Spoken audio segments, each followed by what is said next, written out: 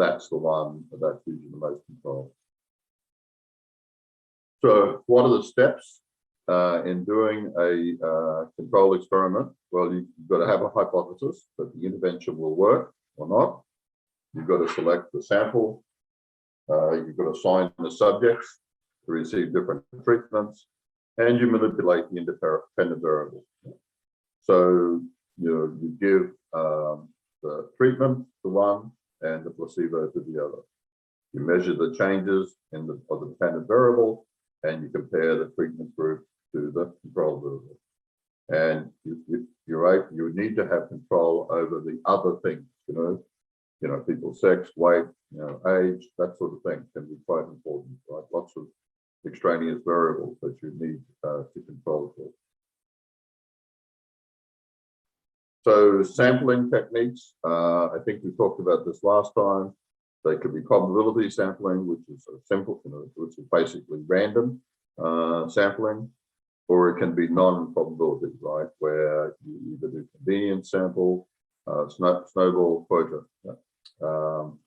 So this is a recap. I'm sure that we've done the sampling technique before. But why is sampling important? Well, here's an example from Dow Chemical Company. Yeah. So they were testing a new lubricant like oil for outboard motors on a boat. Yeah. So the lubricant was tested in Florida. Yeah. And they chose Florida because very hot and muggy there, and that they thought that would give the most demanding test of the new lubricant. And it turned out the experiment there in Florida was a great success.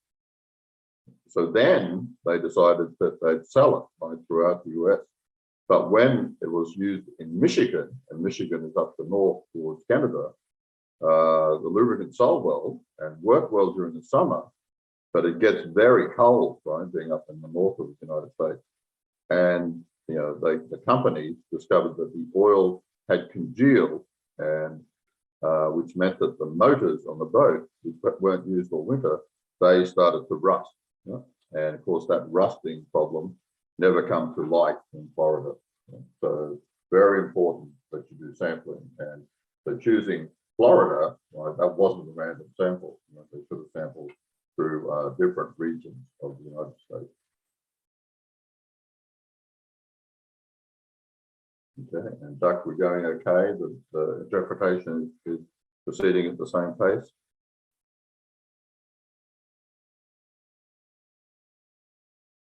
So how can you assign subjects in your experiment? Well, it could be completely random. Yeah, it could be a randomized block design, or it could be a matched pair design. And I'll go through each of these. So here, we're going to have a sleep study, right? The independent variable is sleep, and the dependent variable is your reaction time. Yeah. So we're going to have 2 hours per night sleep, and we're going to have 10 students in that. And we're going to have 10 hours per night sleep, and we're going to have 10 students in that as well, right?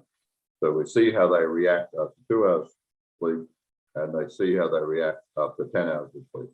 So here we could do this completely independent. We've got one group for two hours per night, chosen randomly, and one group 10 hours per night sleep, chosen randomly.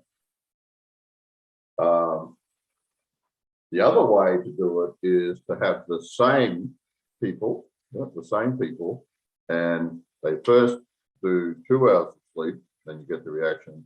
Then they do 10 hours of sleep, and you see the reaction. However, you have to be careful there because there could be order effects, right? So if you've got 2 hours sleep the first night, you might be still tired. So even though you've got 10 hours sleep the next night, you mightn't perform as well. However, if you've got 10 hours sleep first, and then the 2 hours sleep, you might have a different effect. Yeah. So the order can affect, right? The order can affect the result. So what you can do there is mix up the order. So some people have 2 hours first and 10 hours second, and others have 10 hours first and 2 hours second. Okay? So you can mix up the order. So sometimes there's no choice. Yeah. Say that whether you're left or right-handed, right, is an important independent variable in an experiment. Well, then you have to put people that are left-handed in one of the samples and people that are right-handed in the other sample, right? Because you can't just say, well, randomly you're going to be left-handed before right-handed. So the other thing is acquisition of skill over multiple sessions. Yeah, so that was the independent variable. So here we would use the same subject over and over again. In session 1, yeah, see, they do the task, and then you use those same subjects in session 2 to see whether they have acquired more skill. Then you use the same subjects in session 3 to see whether they've gained more skill yet. So that multiple sessions has helped them to get more skill. So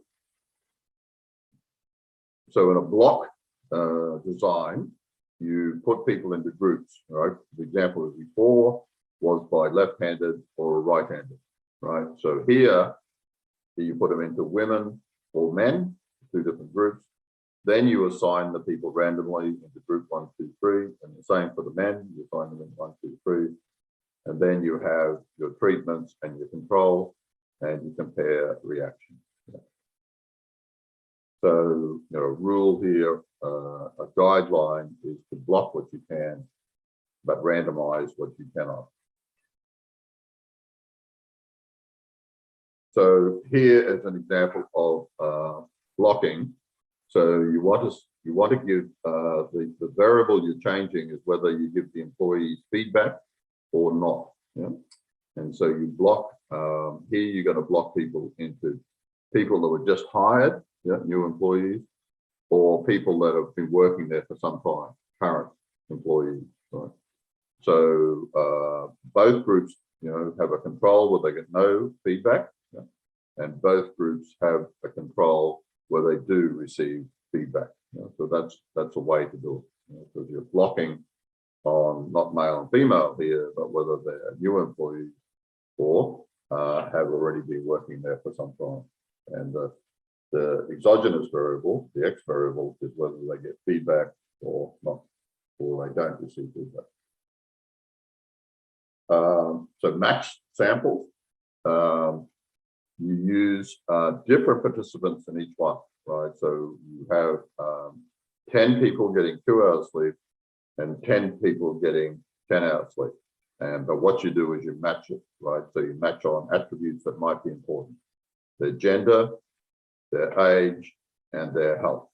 Yep. So that's an absolute match sample. You don't have the order effects anymore, but it does depend on how well you match, right? And you match on attributes too, try to make sure that the people are representative, right?